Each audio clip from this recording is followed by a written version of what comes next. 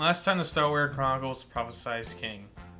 Terry is still at the lake trying to reconnect with Fury. In the process, he has met up with Dragonel, where they both share their pain and what they're going through. During this conversation, Darky appears, mentioning how the Shadow King has blackmailed him to working for him. He's also revealed that Fury is technically Terry's twin brother, but already dead and his soul being placed inside him. With this fact, Terry takes our heroes to try to figure out a way to explain to him what's really going on with Darky, and that he's willing to help with them as long as they help him take care of his father. Which is perfect for the group, as is mentioned that the Shadow King will be Mikey's next trial. During the process, they need to go quickly, as Darky's also on his trail. And while they're setting things up, they finally meet Terry's younger sister, Sierra, where she happily enjoys the group to hopefully get better with her brother, as well as find her own calling. Episode 17, Trip to Romania. They go to nearest airport in Phoenix. There, they get the tickets they need to Romania as the crew got ready to board a plane. Not only that, but they also have the beggar gang, Francisco, and Dragonel there to see them out. Romania is quite a ways away. It's going to be a long trip, so I recommend you play it extra careful. Why can't you make us a portal there? Terry gives him a concerned look. We're trying to keep a low profile. As long as Darky is on the same path, we can't risk giving up our position. If I just make a portal there, word will get out about 6 mysterious traders that just walk through a portal, and right now, any leads he gets, he will take. You heard it when he keeps interrogating Mikey's mother. He will not just ignore it. Dave comes over with the tickets in his hand. That's why, despite our rush, we need to play this as safe as possible. This is probably the most dangerous thing we ever did. And it probably won't be the last. But it's clear that we aren't ready for Darky. I see Dragonel fly over with his ankle still bandaged. I don't think I even saw his most powerful spell. But regardless, I can trust that you guys will be the utmost careful. The guys nod as David handed each their tickets. And you can count on us to do our part. Good, but be careful yourselves. If it ever gets too dangerous, get out. Don't worry about us in that case. Darky might be a problem, but Team Magnet is someone we dealt with before. If worse comes to worse, that is. Barragay nodded in understanding. He then sees Mighty walk up to Dragonel. Well, you seem to be doing better yourself. Same to you. They both gave awkward giggles as they stood there. Before you go, I must tell you, all of you, that I'm truly sorry for the way I acted. I didn't understand how condescending and rude I was being, but I want to think I've gotten better. Sora came over at the hearing that with a smile. We forgive you. We also understand that's how you were raised. Understood, though I have to ask, what's really going on with you two? Maggie and Sora looked at him confused. What do you mean? Dragonel then backed off as he realized what he was doing. Sorry, I didn't mean to intrude. Well, regardless, I also want to thank you for what you did. Know that we are on the same team here, so if you need anything, don't be afraid to ask. After all, we are the next generation of Star Council.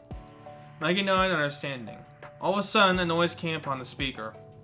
Attention, the flight to Romania will take off shortly. Boarding will begin now. The gang hears this while giving a sigh. That's our cue. See you guys later then. Same to you. May the stars shine upon you in your quest. They waved the goodbye as they board the plane. As they did, the stewardess took them to their seats. Maggie and Sora sat each other with Cody and David sitting in front of them, and Tira and Sarah at the back. Mikey and Sora quickly fell asleep as the plane was about to take off. It does so as the others watched them leave. Now they are high up in the air as the long trip begins. Terry spent his time catching Sierra up to speed what's really going on. Okay, let me see if I got this. That boy in front of us is the Prince of Starvania, which is a faraway planet from Earth.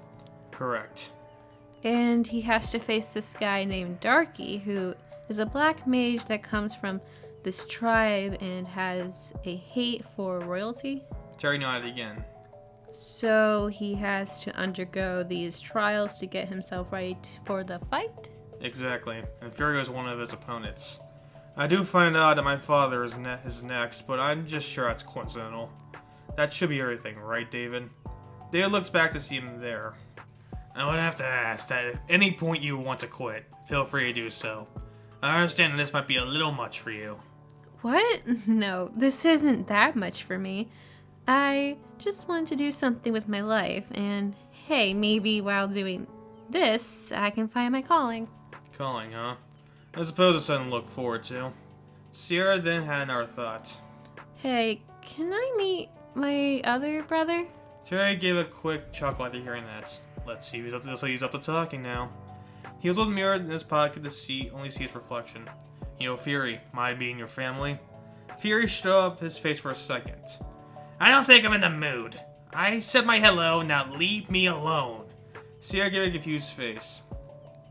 Why is he like that? Terry shook his head with another laugh. I've been asking that question ever since I met him. And believe me, I've been trying to talk to him. Yet, he's just being difficult as always, though I do sympathize with him. He did receive a major bombshell about his life. Terry quickly tells her what happened to him. God, I really hope he isn't my father. Has Mom ever told you who your father is? Tiara shook her head. I see. That's not a good sign then. But, for some reason, she was infatuated with the Shadow King. And I guess there's always someone for everyone. Regardless, if he is, then at least take solace with the fact that you didn't get cursed like me. He then clutches his fist at her saying that. Sierra then confronts him as he notices what's going on. Well, maybe we can share that pain together. I had to slowly watch her die from that illness, and that feeling of helplessness affected me for a while as I witnessed it. But I promised her that I will do something with the life I have, and maybe one day, when I do meet her again, that I can say I've accomplished what I needed in life. I don't know what it is yet, but I will figure that out. Terry hears it as he lets his emotions go. You're a smart woman. Definitely the mark of what Mom was like. Sierra gets a giggle as they continue to fly on. The plane truck took them well into the evening. The kids were still sleeping as Cody and David fell asleep themselves. Terry remained awake as he noticed Sierra rest on his shoulder. He gets a smile while rubbing it.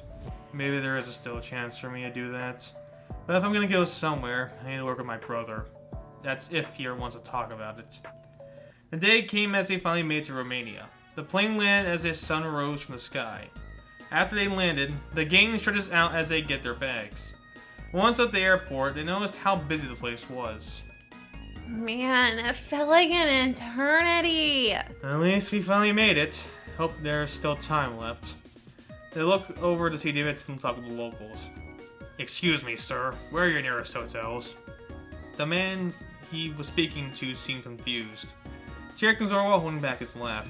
Here, allow me. Terry clears his breath and looks at the stranger in a welcoming way.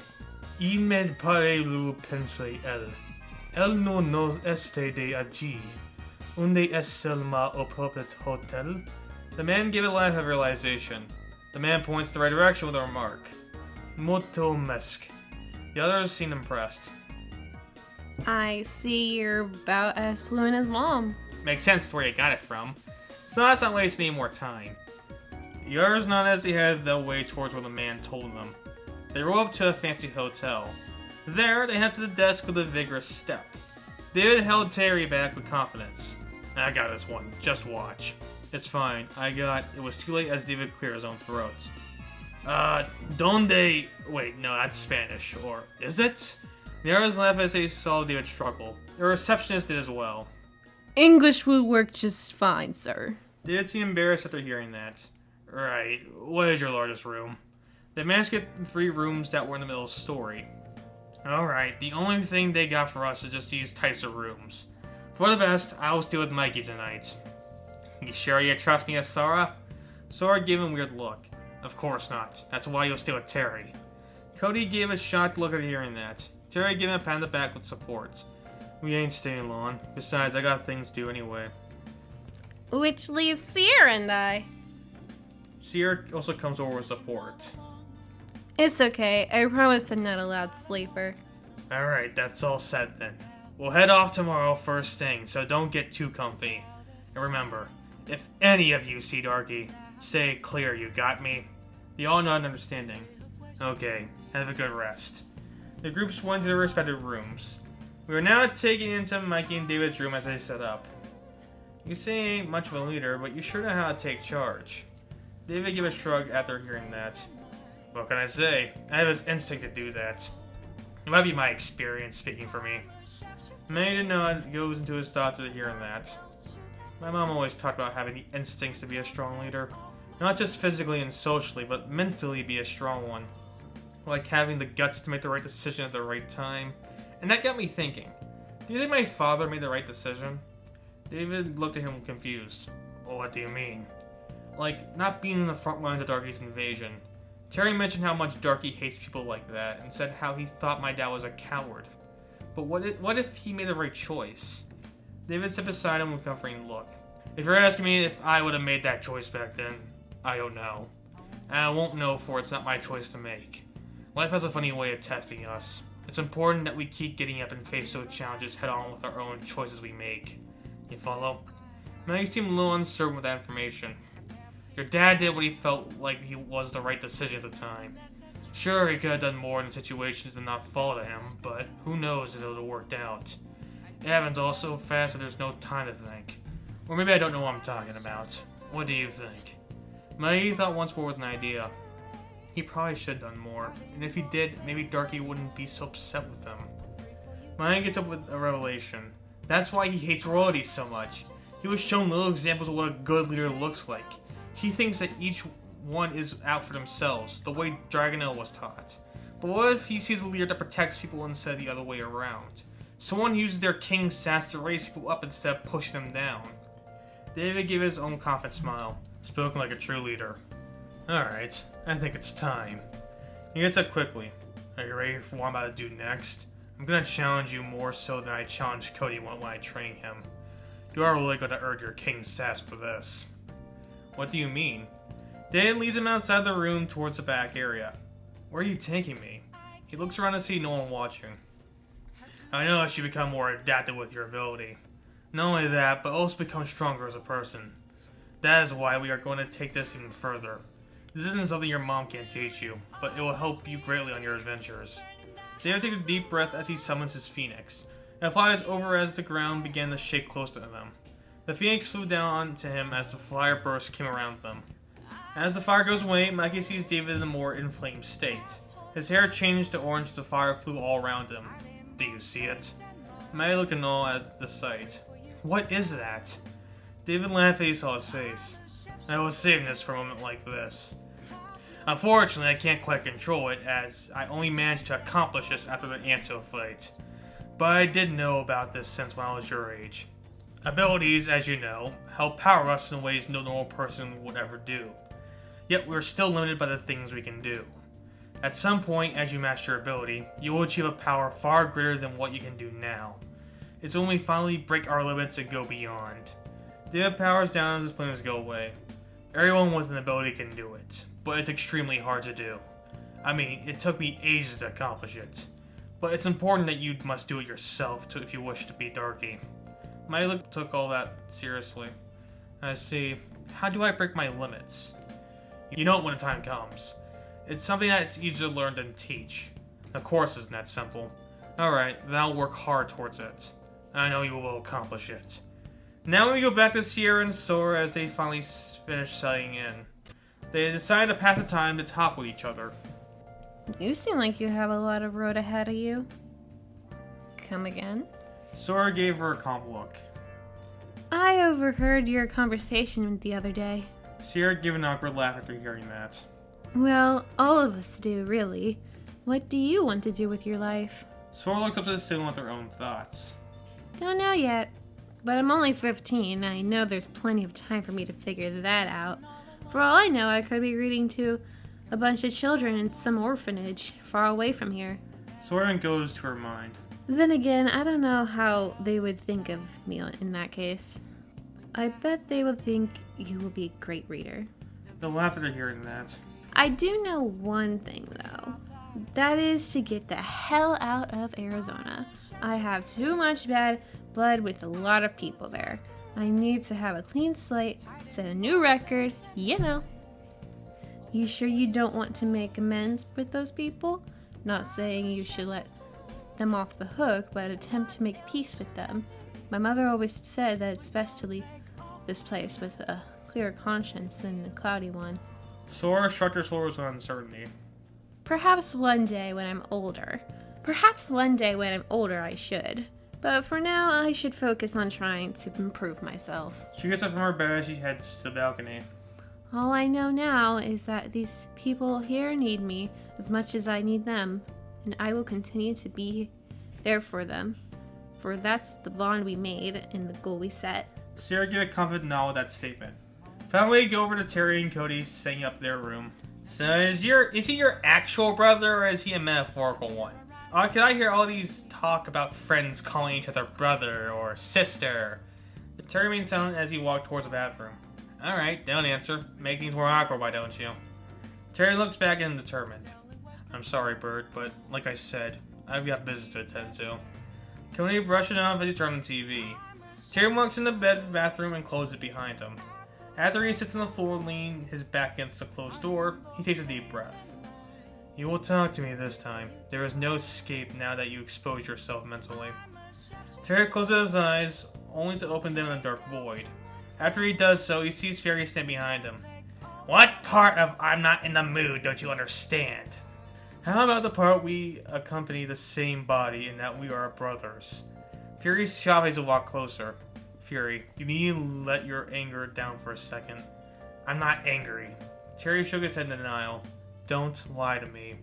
I just want to say that I now realize what you meant by blowing off steam. Good, in that case, next time I do it, why don't you join me? Terry laughed as he walked closer. That's not what I meant. In fact, knowing what I learned now makes this a lot easier. I know there's a good person inside of you, Fury. Fury looked at him weirdly as he sat there. Even after all the terrorizing we did to many people? Oh yeah, Citizen of the Year material right there. Well, for starters, you held back against Mikey that one time. You think doing that one thing makes me a good person? Even after 3 years, you still don't understand. And you're right, that's why I'm tired of fighting with you. He puts his hand on Fury's shoulder. I want you to help me better understand. I want to know how you're feeling. What's really going on through your mind. The things that make up you. I could even help you become a better person. Make peace with when we hurt over the years. Fury gave an unsure look. Listen, I don't doubt that, but this isn't the right time for me. Everything I know is starting to come to question. I'm not even sure this life is even mine anymore. At this point, I'm starting to think that I don't even understand. Terry held his hand out with a comforting smile. Maybe we can learn together, you and I. Fury sees it, but backs away. No, not till I answer the questions about myself.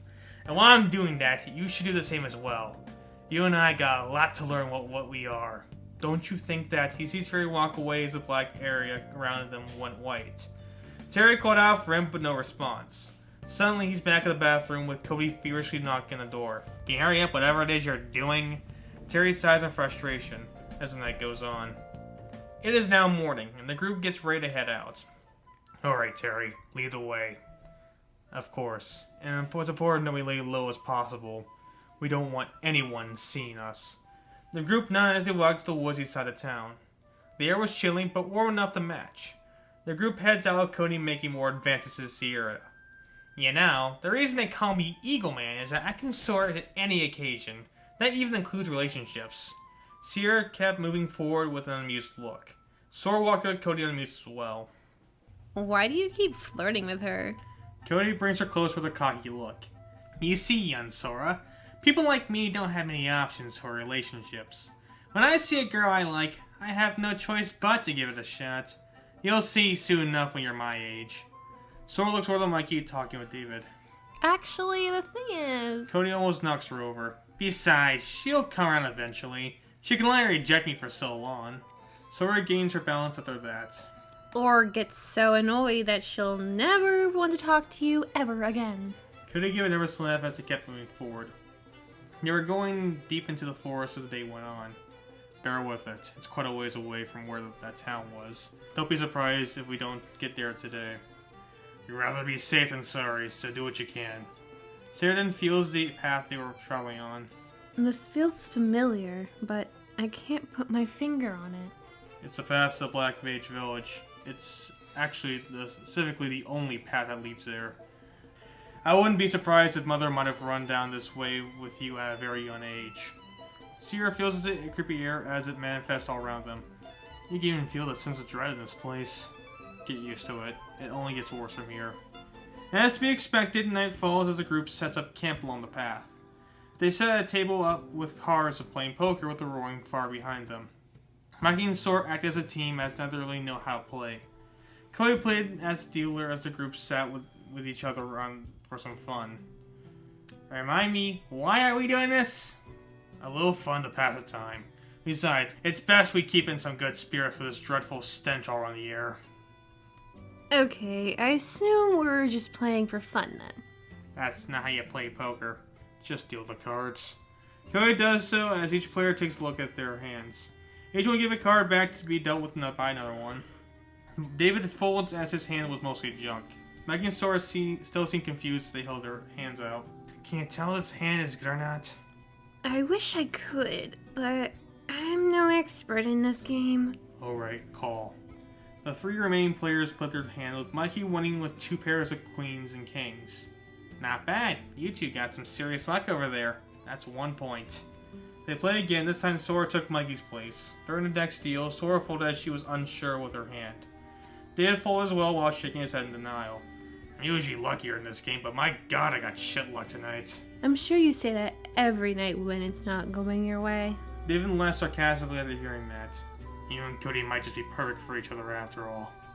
Sierra calls it, and Terry wins the hand with 4 jacks. I'm surprised they got 4 of a kind.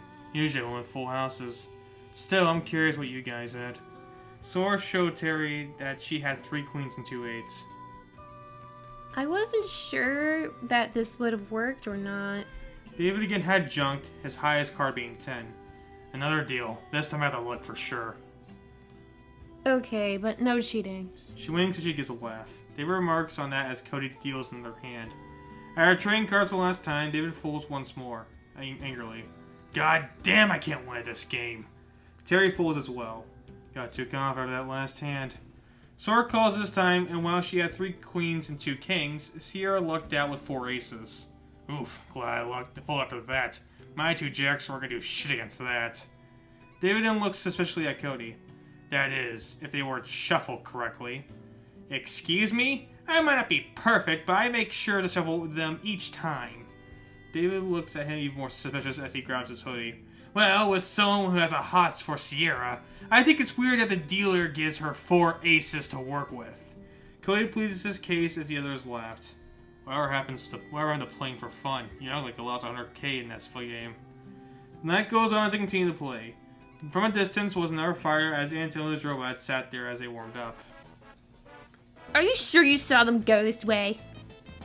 Positive. There is no doubt in my mind they didn't head this direction. Anto's even hear them in the distance. Whatever you say, but I have my doubts. We can't get this wrong after all. If we do, there will be no second chance for us. Once they enter that place, they ain't coming out for a while. Trust me, sir. I would never lead you astray. Anto gave an unsure look, but blew it off as they rested for the night. The day comes around, they once get the road laughing about as they mess with each other. As they did, Terry brought them up to a rocky gate in the forest. It seemed to have one opening in front of them, and he halts as they come up. What's going on, man? Terry turns around with a concerned look. This is it, the gate that separates us from the Valley of Black Mages. I must warn you to be on your best behavior.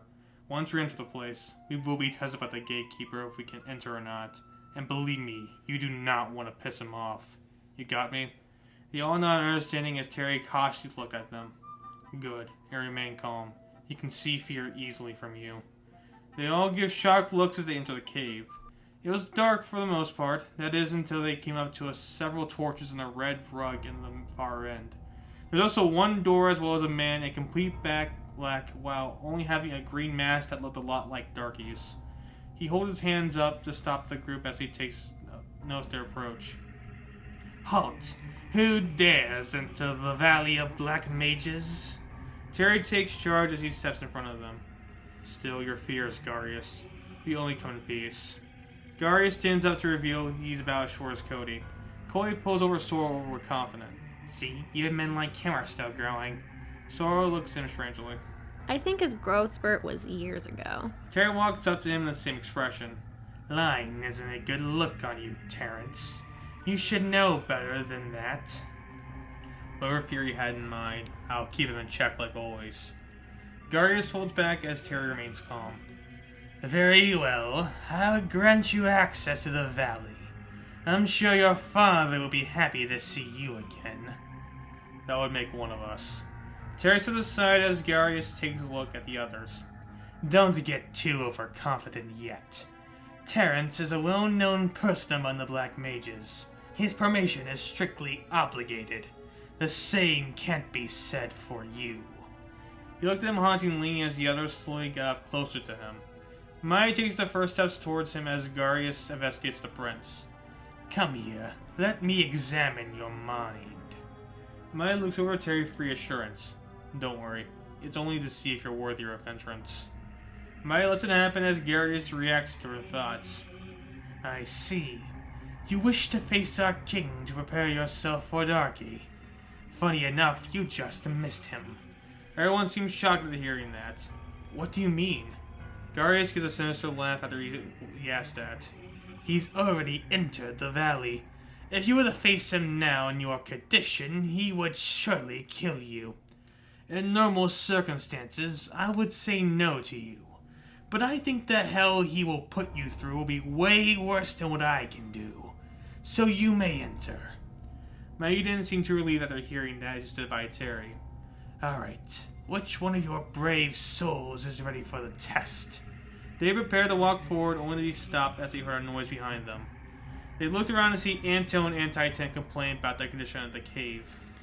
All of the places we had to go to, we picked this damn... He sees the group stand there surprised. He put a big grin on his face. Well, we meet again, my friends. Anto comes over for an attack, but Dave blocks it. The others got into a stance. Seems he hasn't changed in a year. Oh, believe me, I changed alright. Changed enough to exterminate all of you. Anto and David got into a scuffle as the others tried to find an opening. But it stopped as Garius held both of them in anger. I will not tolerate this kind of behavior in the valley.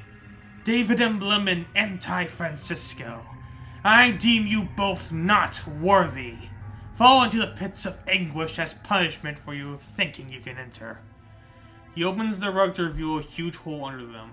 He lets it go the two to fall down while screaming the whole way. The Titan follows as the others come out caught off for them. The trap door closes as the others didn't know what to do.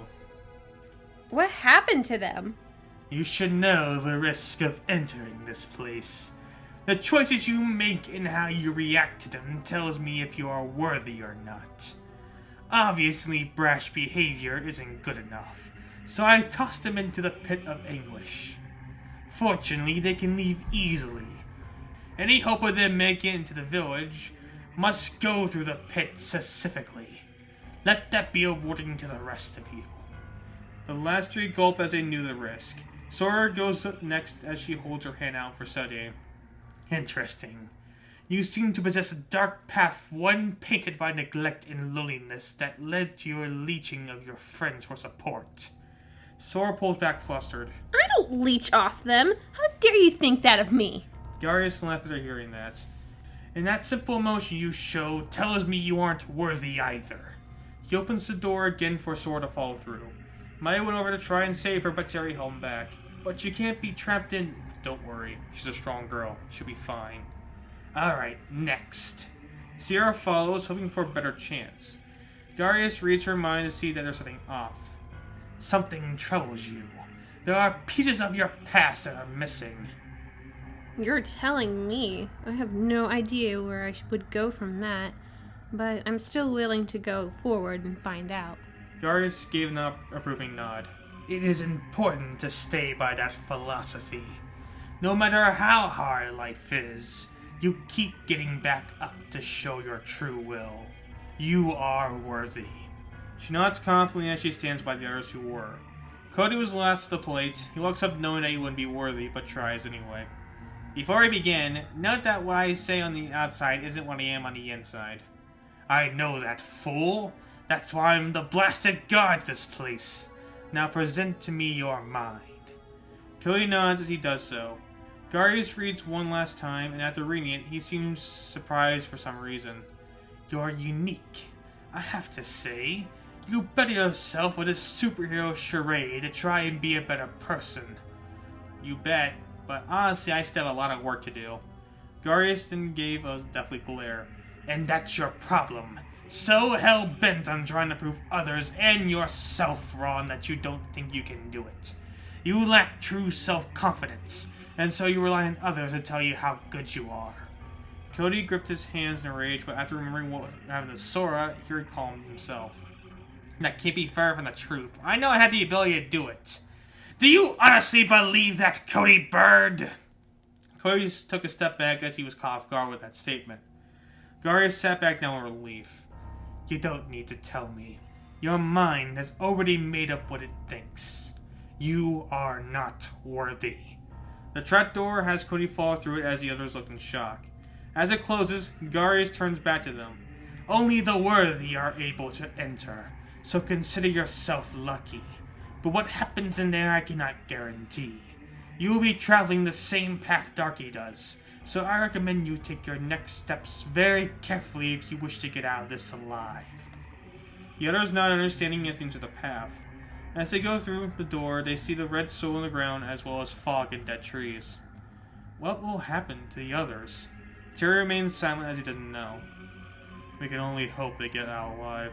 I heard stories about that pit, and not many make it out. But if they do, we will meet them back at the village. So for now, I will worry about ourselves. Like last time, we play it carefully. The R2 nodded as Terry led him down the path. Meanwhile, David wakes up to see himself in a darker part of the cave.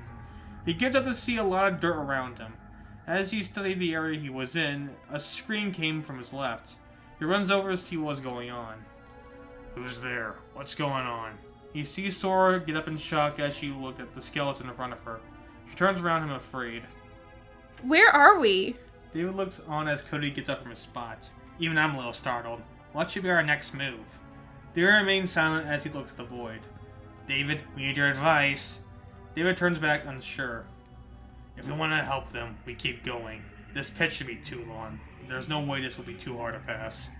As they were talking, they heard Anto from a distance. Great, just great. All I wanted was some magic, and what I got was misery. Anti-Titan holds cookies in front of him. Well, it was kind of your fault, sir. Anto knocks cookies out of his hands. My fault? How dare you? It's that idiotic no good. Looks over to see the group stand there unamused. Hello, jackass. Anto gives an unamused look himself. You can all kiss my ass. I didn't want to be here. Then why are you here? He's taken aback as they confront him. Now hold on. Let's not get too hasty. You're gonna try and kill us again, aren't you? Anto didn't know what to say next as he backed away in shame. Alright, you got me. But I can fix this. He points his boy with a desperate look. We're all trapped in here at the moment, and we have no idea what's in store for us ahead. How about we work together to try and figure out a way out of here? And why should we trust you? What is some dumb scheme to get us dead? You see, it would be foolish to do this by myself.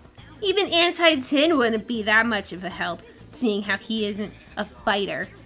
If I knew what I was up against, I wouldn't be asking for help. But I don't. So it's imperative that we work together, as you also have no idea either. He calls over to Sora. Come on, it would be like old times, right, buddy? Sora gave him a weird look, but David signed to stop him. Alright, we'll play your little game for now. But any funny business, and I will make sure you will not get out of here. Do you understand? Anto nodded his head swiftly. Good, let's get going then. We have a lot of road ahead of us. Anti-Titan helps him up as they begin to follow the heroes. Never fear, sir. You won't have to suffer through this pain alone. Anto pulls him lower with a whisper. No, you robotic dumbass. My plan is for them to do all the work as they travel this canyon. Then once we are at the end, they would be too tired to fight, making them easy pickings for me. You follow? Anti-Titan gave a sign of realization. Quite the ingenious plan, sir. Indeed. And after that, all we have to do is end Mikey. That reward will be as good as mine. Right now, though, we must play the part. We can't let them know what we're up to. David looks back suspiciously as Anto tries his best to seem normal. David looked away with relief. See what I mean? Inside 10 nodded, and they continued.